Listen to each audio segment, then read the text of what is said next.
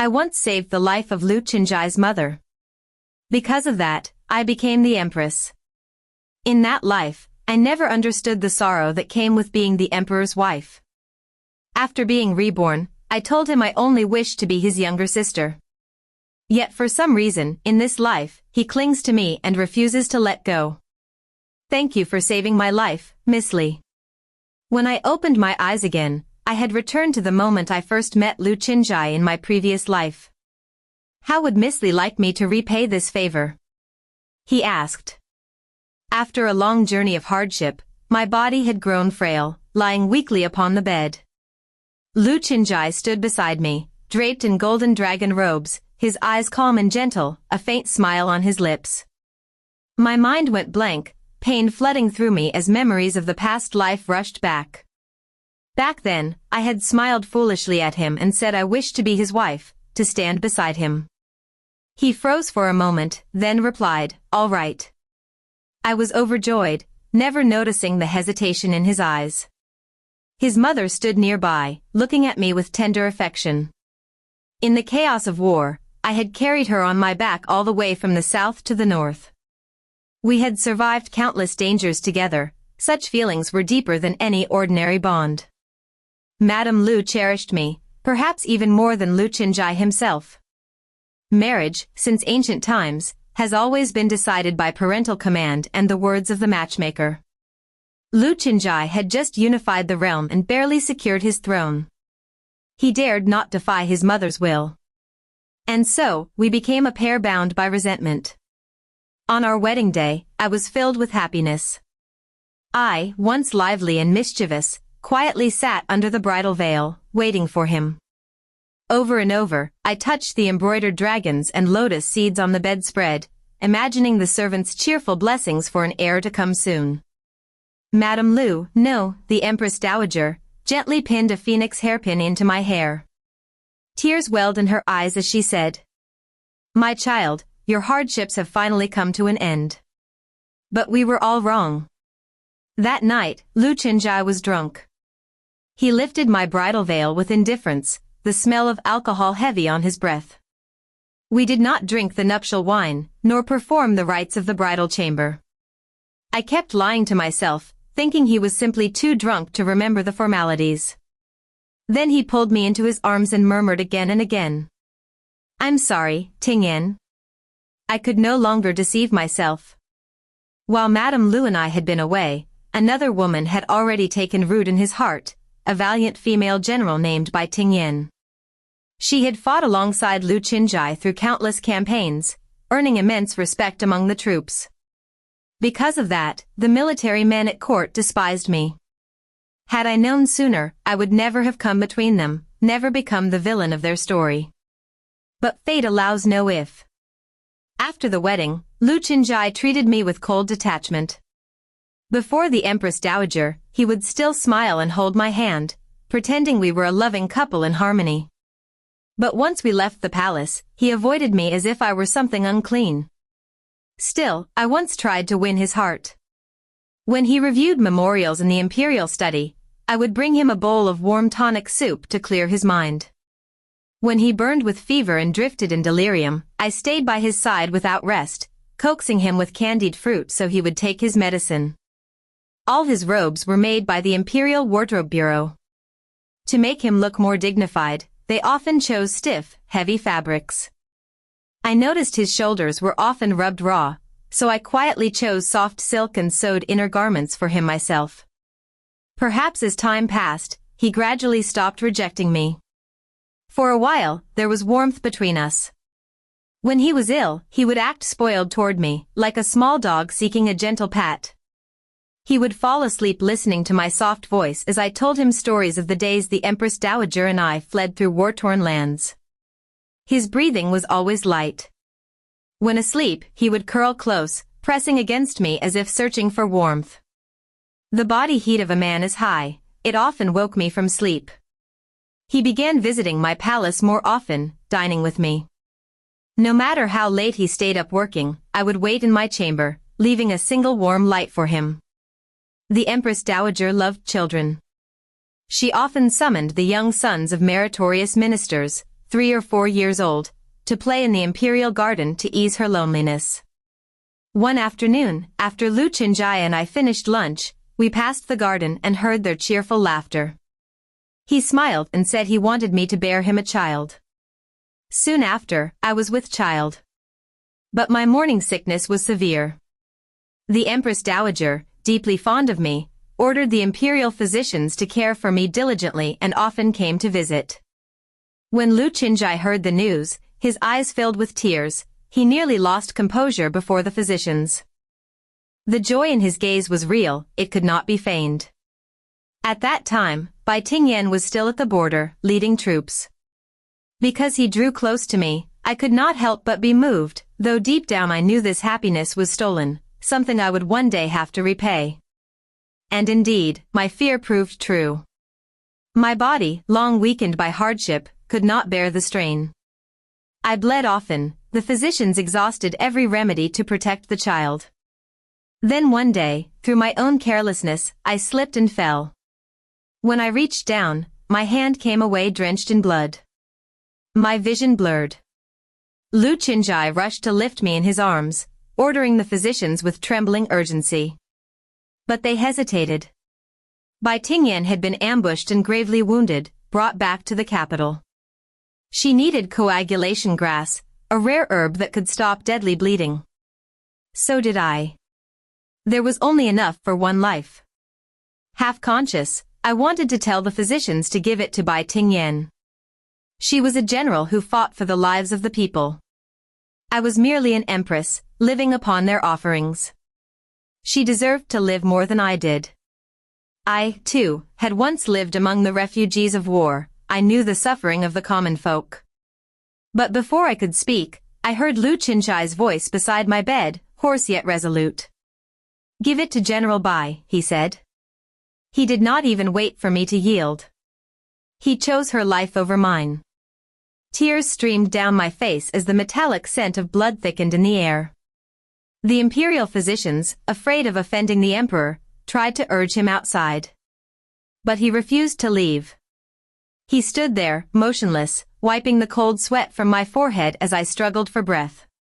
My mind dimmed, I faintly heard the Empress Dowager arguing with him. In fury, she struck him across the face. He did not move, standing there like a statue carved of stone. In the end, we were both pitiful creatures.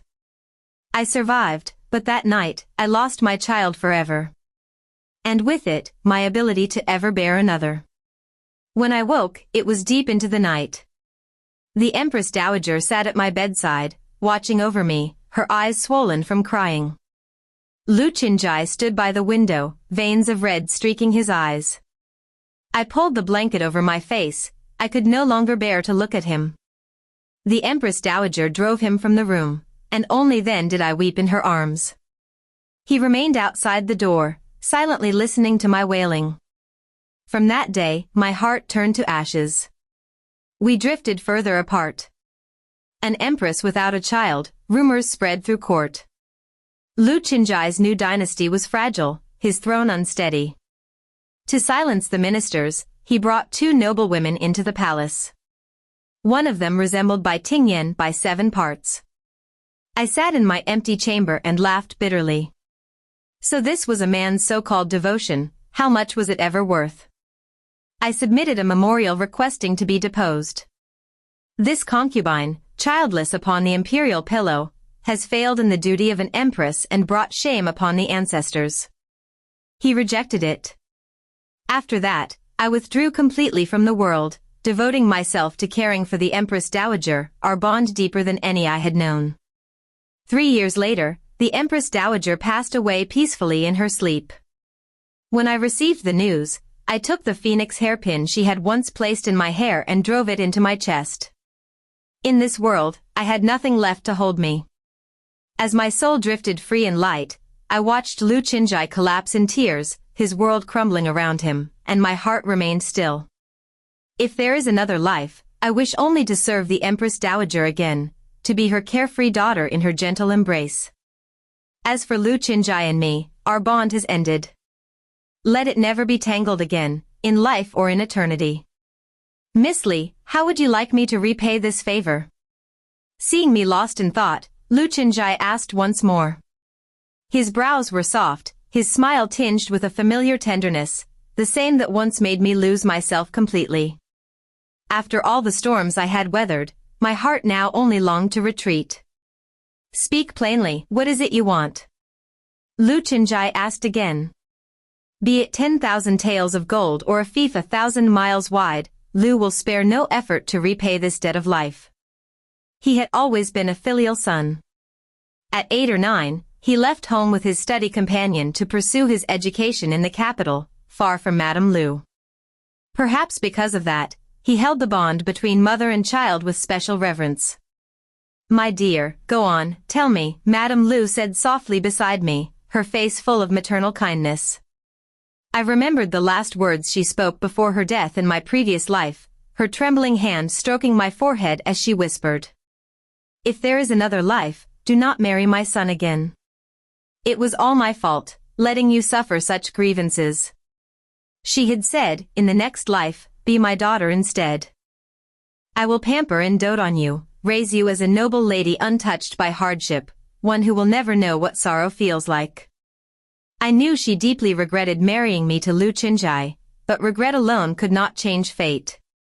Now, in this life, she reached out her hand to me once more. I clasped it tightly, leaning into her embrace with lingering affection. I do not crave 10,000 taels of gold, I said softly, eyes glistening, nor lands 1,000 miles wide.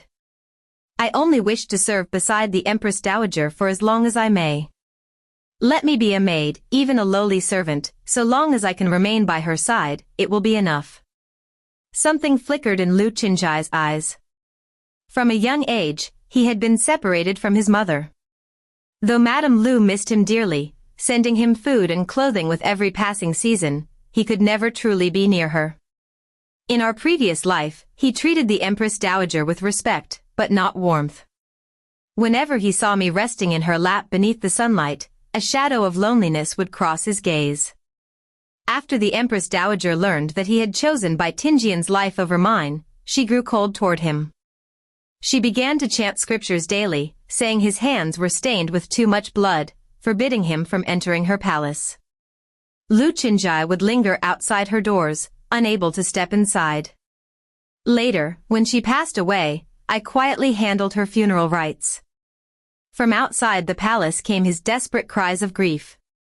Their bond as mother and son had always been too fragile to endure. Be my daughter, the Empress Dowager said now with a gentle smile. When we fled from danger together, I always thought, you are just like the daughter I once dreamed of having. She lifted a bowl of medicine, blowing gently before feeding me spoonful by spoonful. Lu Qianjai's body trembled. Something within him screamed that this was wrong. Fragments of memory seemed to tear at his mind, echoes of a young girl with bright eyes and a curved smile, saying cheerfully, I want to marry you, to be your wife, and serve your mother with all my heart. That girl, she overlapped perfectly with me. Lu Qianjai shook his head violently, chasing away the illusion. His mother's will was absolute, whether he wished it or not. He had no choice but to accept me as his younger sister. He had just quelled the last rebellion and unified the realm. The treasury was empty, and the empire needed rest. In our past life, for that very reason, our coronation and wedding were held on the same day. He had held my hand as we walked the long corridors of the palace, the weight of my jeweled headdress nearly bending my neck. General Bai, as a court official, knelt among the gathered ministers. The wind howled so fiercely that it nearly blew off my bridal veil. Bai Tingyan coughed softly, and the man beside me, my groom, immediately turned his head toward her. Beneath the veil, all I saw was red. Bring a seat for General Bai, Lu Qianjai ordered, breaking every rule of ceremony. He instructed the eunuchs again and again, first to bring her hot tea, then to tell her she need not kneel. I, the Empress, was utterly forgotten. Perhaps that was the moment I truly began to lose faith in him. In this life's founding ceremony, I no longer needed to hide behind any veil or endure the weight of that crown. The Empress Dowager took me by her side and announced before all that I was the Emperor's own sister. Thus, I became the Princess Royal of the new dynasty. How strange, it was still a day of fierce wind, yet Bai Tingyan did not cough once. She knelt with the rest of the court, performing the full 3 kneels and 9 prostrations with impeccable form. In this life, I still stood beside Lu Qinjai, but in a different place, under a different name. The Empress Dowager, ever lively and fond of company, disliked the silence of the inner palace. She invited several newly ennobled ladies, the wives of the founding lords, to the garden for a flower viewing. They were all familiar faces from my past life. Back then, she would often recount with unending affection how, when disaster struck, I had carried her on my back through the chaos, fleeing from the south to the north. At the time, she had still been Madame Lu. I, an orphan of unknown parentage, had grown up living off the charity of others. At 12 or 13, I signed a contract of servitude and entered the Lu household. Madame Lu, fond of my quick wit, kept me close, doubled my stipend, and made me her personal maid. Later, war broke out in Tizhou, and refugees flooded the roads. The Lu family, wealthy and well-known, became a tempting prize for those hungry for power. Old Master Lu was assassinated, and the estate was ransacked overnight. Madame Lu fainted from grief. When she awoke, the servants had all fled, only I remained at her side. She looked as though she had aged 10 years in a single night. Her eyes, filled with weary compassion, turned to me. "Go, Wu child," she said softly. "Why are you so foolish? Everyone else has run. Why must you shoulder this burden?" Tears welled in her eyes, and in mine. I took out all the coins I had saved from my monthly allowance over the years. "Madam has always treated me kindly," I said. "In my heart, you are like my own mother. You're not a burden." I insisted on carrying her on my back as we fled north from Tizhou, aiming for the capital, hoping to seek refuge with Lu Qinjai, the last living seed of the Lu family. Madame Lu stroked my messy hair and sighed again and again, calling me a foolish girl. 2 women alone in a time of war, there are no words to describe the hardships we endured. I smeared ashes on my face to darken it and carried Madame Lu along with the waves of refugees. It was the dead of winter. Among the crowds, many children went barefoot, their thin clothes no match for the cold. Some people simply collapsed mid-step and never rose again, whether from hunger or cold, who could tell? No one stopped to look, death had become too familiar. At night, Madame Lu and I huddled together for warmth, clinging to life. We brushed shoulders with death countless times. Once, in the chaos, a refugee went mad and attacked others. More than 10 people were killed or injured. The ground was a mess of trampled bodies, faces bruised and bloodied, frozen in rage and despair.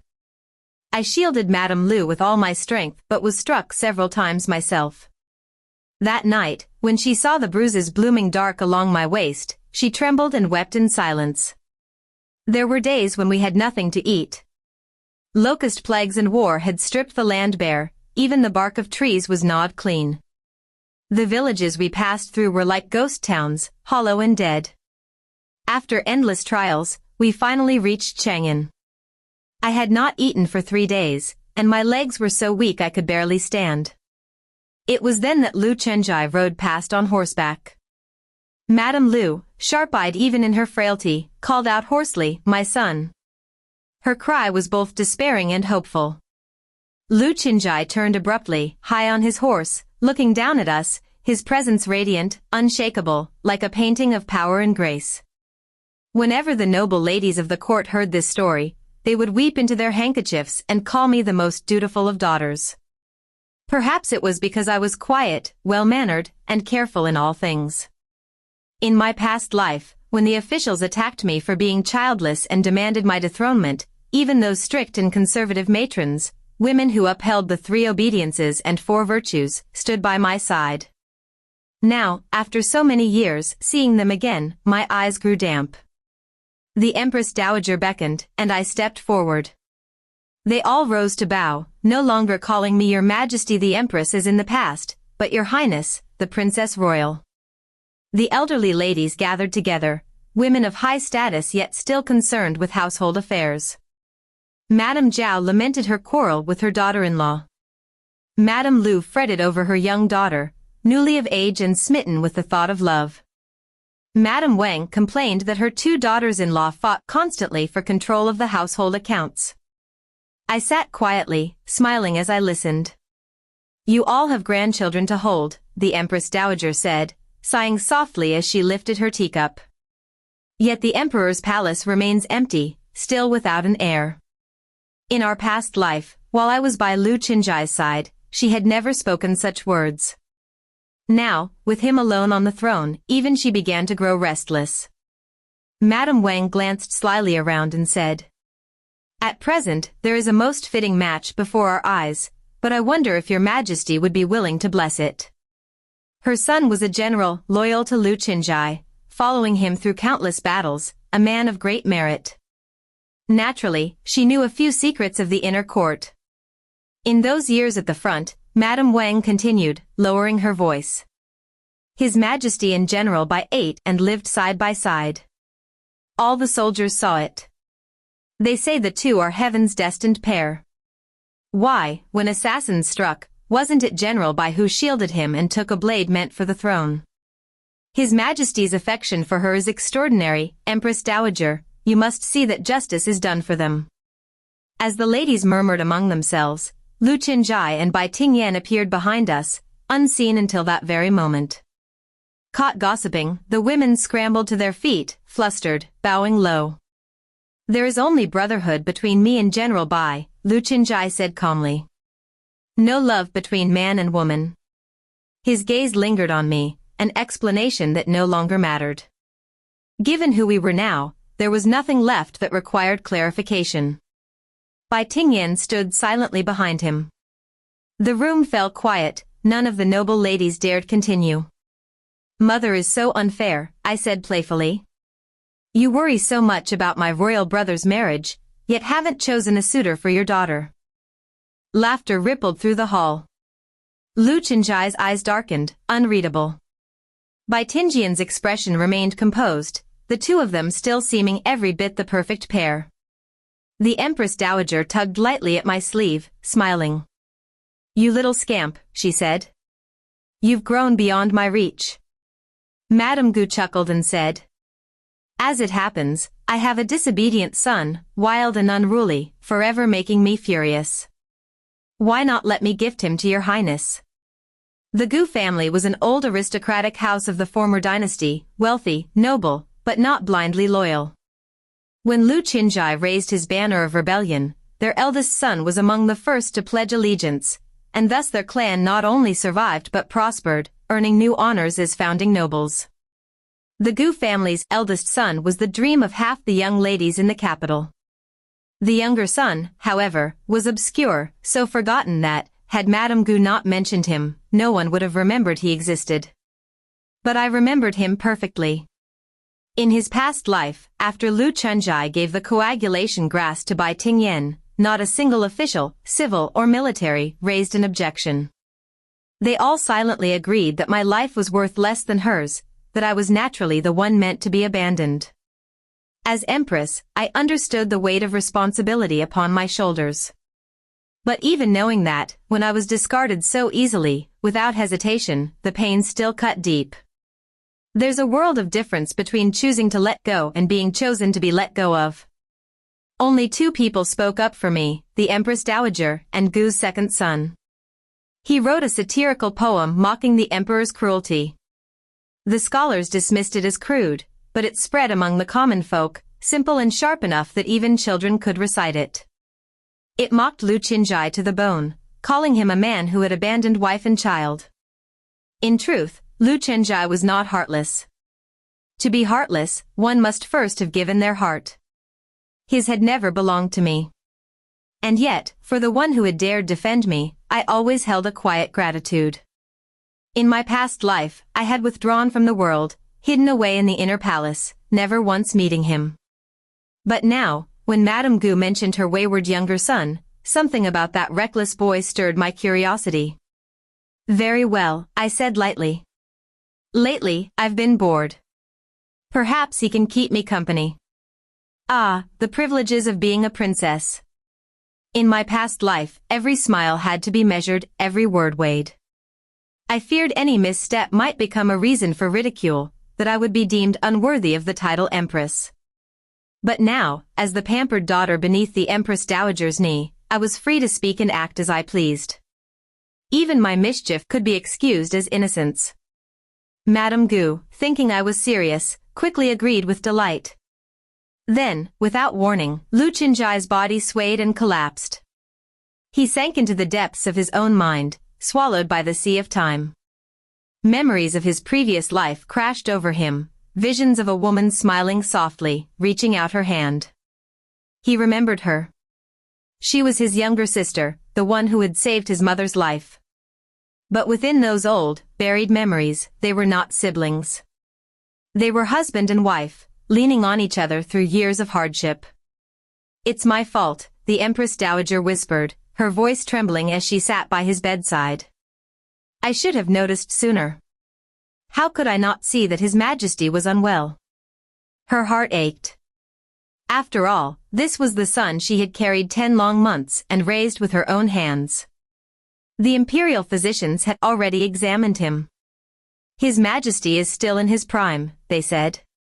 "With rest, he will recover." I brought a bowl of ginseng soup to the Empress Dowager, gently urging her to rest. Lu Qinjai's brows twitched faintly, but he did not open his eyes. He couldn't bear to break the fragile warmth surrounding him, the rare comfort he had ever known in life. He had been born without siblings, the hopes of generations resting solely on his shoulders until they nearly crushed him. Though he grew up in wealth, the affection he longed for was thin as air. At 8 or 9, he had been sent alone to the capital for his studies, far from home. From then on, he waited for letters that came too seldom, searching for traces of love in every word. In that vast foreign city, he was utterly alone. Later, when the empire plunged into chaos and the people suffered, he carved a path of blood through the turmoil. His comrades grew in number, men who fought and laughed and swore beside him. They called one another brothers, but in the quiet of night, none could touch the loneliness that lived in his heart. There had been one person who stood apart from all others. A woman warrior, eyes sharp and proud. She wielded the spear with deadly grace, each strike decisive, unerring. She had saved him countless times, her body marred with injuries that never fully healed. Whenever it rained, her old wounds would ache, and she would cough until her voice gave out. He was grateful to her, deeply so. He owed her his life. Then, one day, as he rode through a bustling marketplace, he heard his mother's voice, calling him, just as she had when he was a boy. He turned and saw Li Jingyun's face smiling up at him. Her cheeks were smudged with dirt, her clothes ragged, but in that instant, his heart pounded wildly. This frail, stubborn girl, she had carried his mother across thousands of li through war and ruin. When he asked how she wished to be repaid, she met his eyes without hesitation and said she would repay him with herself. He had been embarrassed then, but beneath the embarrassment was a strange, secret joy. He had clenched his sleeves tight to hide his trembling hands. For the first time in his life, that raging loneliness within him had fallen silent. He thought, I will not be alone anymore. The coronation took place under gray skies. He held his bride's hand and walked through the vast, echoing palace halls. Beside him, she remained silent, her hand gripping his as if he were her only anchor. But that same day, Bai Tianjian's old illness flared up. She coughed without end. He, bound by gratitude, could not help but ask after her condition. The bride beside him froze. He was too young then, too clumsy to understand how cruel that moment truly was. Too inexperienced to know that his care for one woman would wound another so deeply. She had been waiting for him in their bridal chamber. Just the thought of her sitting there, eyes lowered, smiling softly, made his blood surge with restless heat. But his old comrades, the war heroes who had once fought beside him through fire and steel, insisted on one more round after another. Amid the laughter and the clinking of cups, someone uttered the words that shattered his composure. "What a pity for General Bai," one said, voice heavy with wine. "She's loved your majesty for years, and even now suffers from the wound she took to save you." The room fell quiet, then filled with boisterous drinking again, men half mourning, half reminiscing about the battles they'd survived, and the one who could no longer fight beside them. That night, Bai Tingyan had left early, her coughing fit returning before the feast had even ended. A strange ache tightened in Lu Chenjai's chest. Before he knew it, he was drunk beyond sense. By the time he stumbled into the bridal chamber, he no longer had the strength to lift his bride's veil. Li Jingyun waited by the bedside for a long time before she finally lifted it herself. She called for the eunuchs to bring water and gently wiped his face with a damp cloth. He murmured, half in dream, "That feels good." Sleep took him quickly. In his dreams, he saw again the blade Bai Tingyan had intercepted for him. "I'm sorry, Tingyan," he whispered. Outside, the night grew heavy. Rain began to fall, soft, persistent. Her tears mingled with the sound of rain against the lattice window, drop by drop, until dawn. The next morning, she rose early as if nothing had happened, urging him to visit his mother and pay their respects together. And just like that, they became husband and wife, a family. He was no longer alone. For the first time, he felt what it meant to share a life. He never forbade her from entering the imperial study. No matter what memorials he was reviewing or what affairs of state pressed upon him, she could always enter, whether to bring him soup or simply to grind ink beside him. So long as she was there, he was not alone. No matter how late he returned to his chambers, she always left a single lamp burning, warm and golden. Many times, he had caught her trimming the wick, her hair cascading down her back, her pale neck faintly gleaming under the light. Gentle as jade. The phrase came to him then, and lingered. Their affection deepened day by day. How, then, did they end up torn apart by death? Ah, yes. It was when she became pregnant with his child. He had been elated, had even ordered the Imperial Wardrobe Bureau to begin sewing clothes for the baby. He personally chose pale yellow silk, soft enough not to scratch a newborn's skin. She had worn pale yellow the first time he met her. He folded each tiny garment carefully, imagining the months to come, the sound of a baby's first cry, a delicate little girl wrapped in soft yellow fabric. But he would never live to see it. Bai Tingyan and Li Jingyun fell ill at the same time, both bleeding heavily, both in need of coagulation grass. It was an unremarkable gray herb, so rarely used that the imperial physicians kept only enough for one dose. When they presented it to him, Lu Chenjai froze. Why, he thought bitterly, must heaven be so cruel as to force him to choose between a loyal general and the wife who carried his child? There was no time. He looked long at Li Jingyun, pale and unconscious upon the bed, and then handed the medicine to Bai Tingyan. Repaying one life debt with another. He was ashamed, deeply. Husband and wife were meant to share one fate. If she died, he had already resolved to follow her, to raise an heir from a noble family, train the boy to inherit the throne, and then join her in death. But heaven, in its strange mercy, spared her life. She lived, but her spirit did not. She withdrew from him, haunted by the child they had lost, refusing to see him again. He put away the tiny clothes he had folded with such care, buried them as though burying the child itself. Later, he invited a monk to perform rites, praying that the child's soul would find peace and be reborn into a gentler world. The monk read his fortune. You are destined to walk this world alone. No wife. No child. Solitude will follow you to the end. Years later, standing before the three graves, his mother's, his wife's, and his unborn child's, he found he could no longer weep. The monk's prophecy had come true. Now reborn, his mother was alive, his wife smiling as brightly as before. No one knew how fiercely he thanked heaven for this second chance. When he opened his eyes, he heard a familiar voice exclaim joyfully. Brother Emperor, you're awake. Slowly, he turned toward the woman who had filled his dreams for a lifetime. In his past life, he had lived 40 years, but only in the few he shared with her had he truly felt alive. Later, he had drowned his pain in 5-stone powder and liquor, half mad with longing, imagining her trimming the wick once more, her eyes lowered, her gentle smile lifting toward him. But she had vanished into dust before he could reach her. In this life, he vowed, he would never let her slip away again.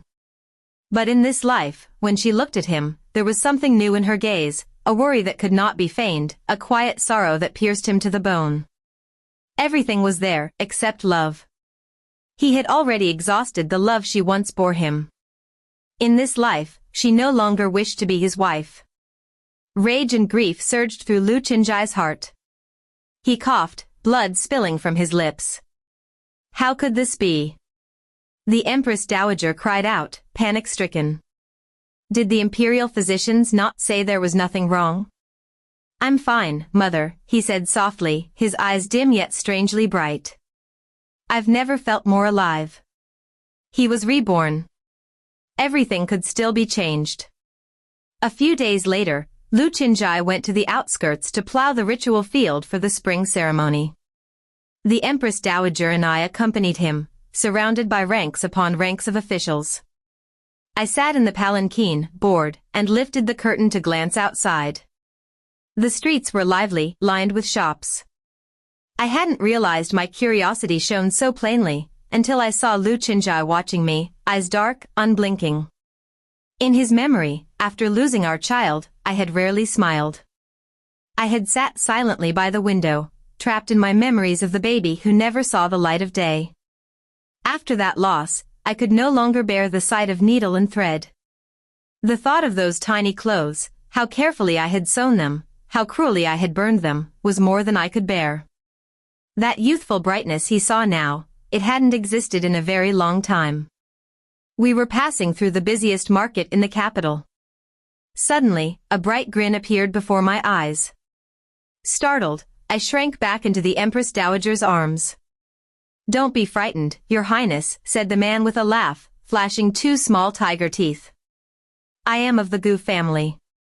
My mother said she would gift me to Your Highness, so I came to present myself first. So this was the infamous second son of the Gu family, reckless as rumored. How bold he was. While the officials followed in solemn procession behind the imperial carriage, he dared to lift the curtain and speak to me directly. Your Highness keeps peeking outside, he teased. Are you longing for a stroll? When I didn't answer, he asked again, his tone light. Lu Qianzhai's expression darkened with disapproval, while the Empress Dowager only chuckled, gently pushing me forward. You've been cooped up in the palace for too long, she said teasingly. Go on, take a walk with him. Didn't you say I was biased, that I only cared about your brother's marriage? Gu Wadong's ears flushed red as he lowered his head. Though I had lived 2 lives, I suddenly felt like an old soul acting frivolous. Still, I quickly changed into simple clothes and stepped down from the palanquin. This is improper, Lu Qianzhai said sharply. The tilling ceremony is meant to honor the farmer's hardship. You should remain by my side. I turned, smiling back at him. Why must I? I asked lightly. The Emperor and Empress can handle the plowing themselves. I'm only your sister, after all. In my previous life, I had always stood beside him. But long companionship often becomes invisible, taken for granted, mistaken for duty. And in the end, what did my devotion earn me? His gaze flickered, shrinking like a flame in the wind. Before he could reply, I leapt down gracefully from the carriage. Everything around me felt fresh again. After years confined within the palace walls, my memories of the outside world had faded. Now, with each sight and sound, I felt as if I were breathing for the first time. Gu Watong led me through the bustling streets. Whatever caught my eye, he bought without hesitation, tossing coins to the vendors. I stopped at a stall selling candied hawthorns. Peeling away the thin layer of rice paper, I tasted the sweetness melt slowly on my tongue. It's been hard on the people these past years, Gu Watong said quietly. Especially 3 years ago, famine, locusts, and plague. So many died by the roadside. The memory chilled me. I remembered the locusts, dense as storm clouds, blotting out the sun. In moments, they devoured entire rice fields, leaving the land bare and dead.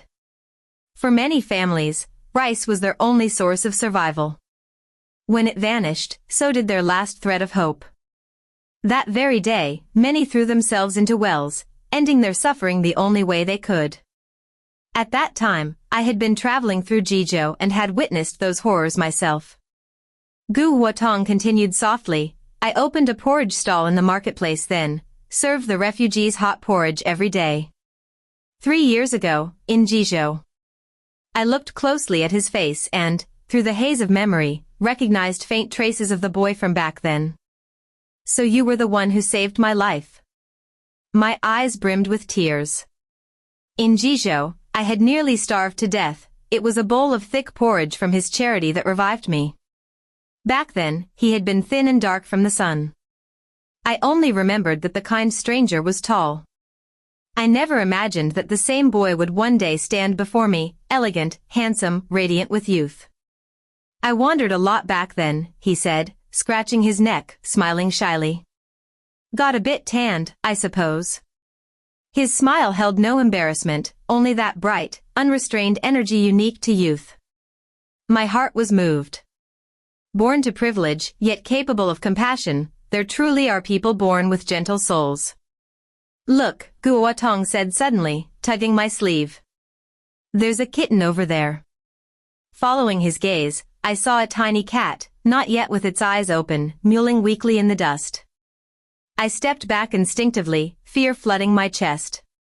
I had always been afraid of cats. In my previous life, Bai Tingyan had kept a black cat, fierce and unpredictable. Once, before the entire court, it had lunged at me, clawing my arm bloody. I had screamed in fright, forgetting propriety, and the officials later impeached me for lacking the dignity and composure befitting an empress. You're afraid of cats? Gu Huatong asked gently.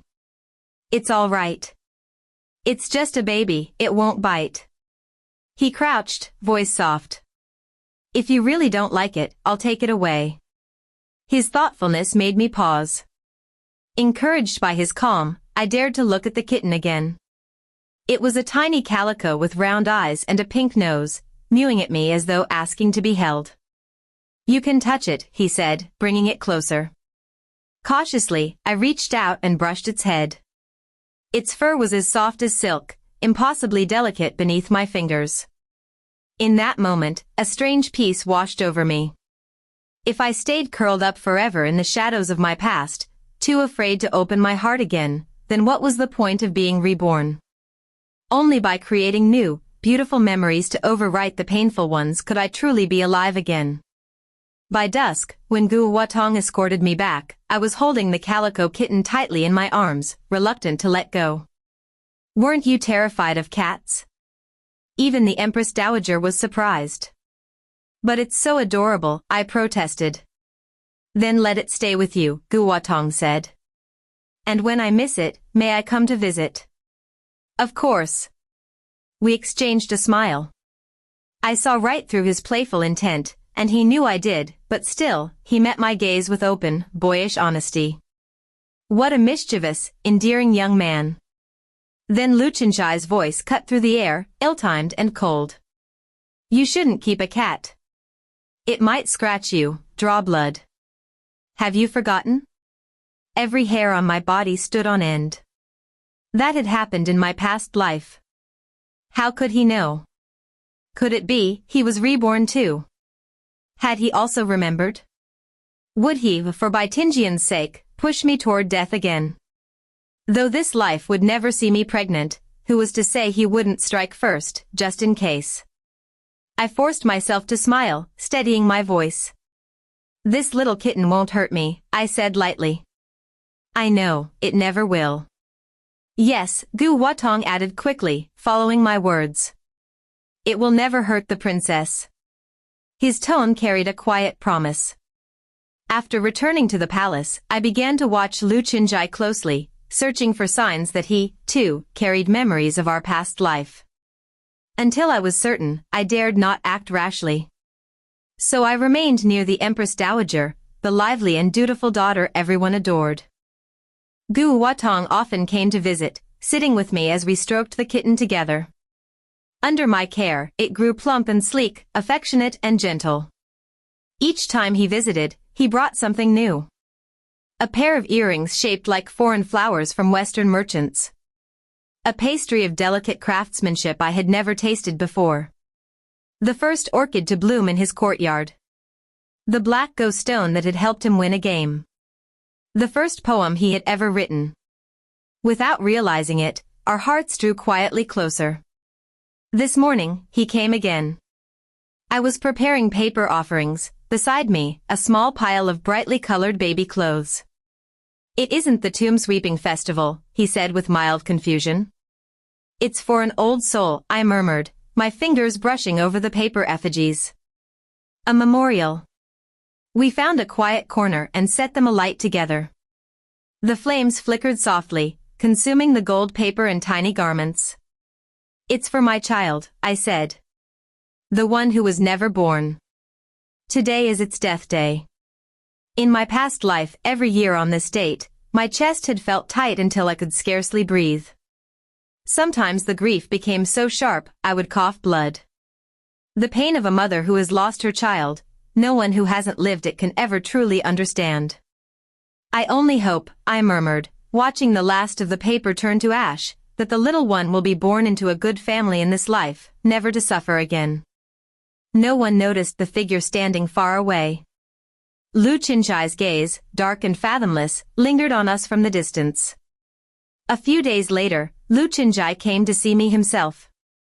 Behind him, a eunuch carried a golden-laid tray. Upon it lay a phoenix hairpin, one I had worn countless times in my past life. The household bureau has crafted this for the future empress, he said calmly. 30 artisans worked on it together.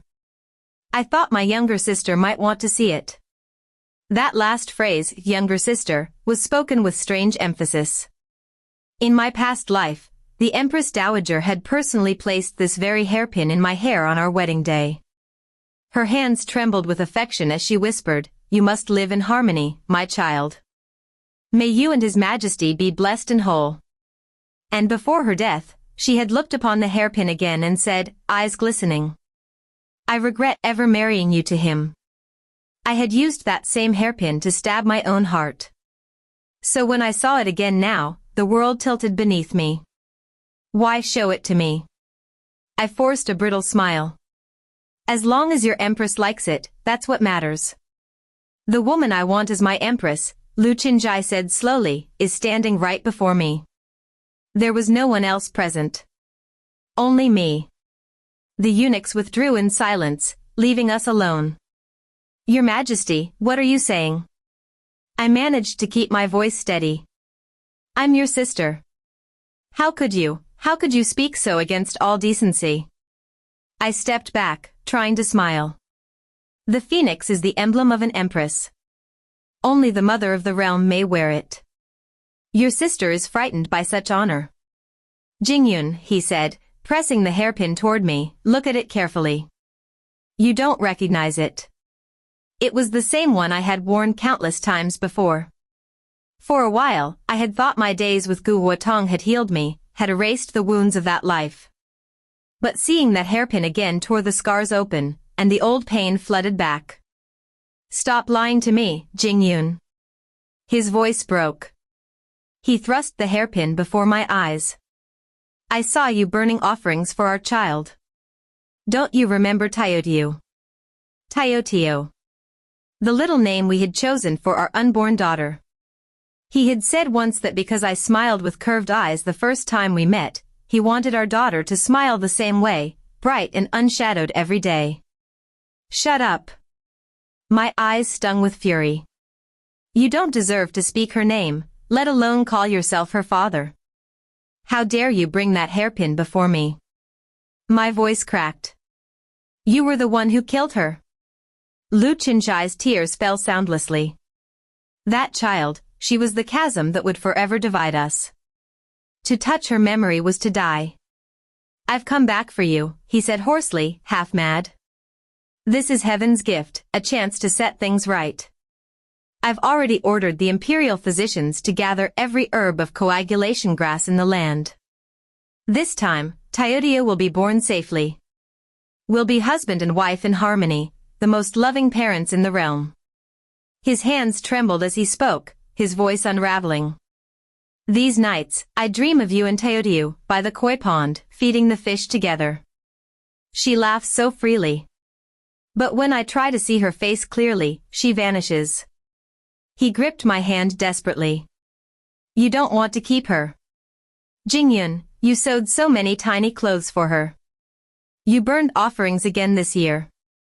Don't you want our daughter to wear them? I stared at him, horrified. You're mad, I whispered. Completely mad. I, too, wanted to see my child again, to hear her soft little voice call me mother. The ache of that loss still throbbed deep within me. But how could he presume that I would ever return to him? I don't love you anymore, Your Majesty. Something cracked in his eyes, something that had been holding him together.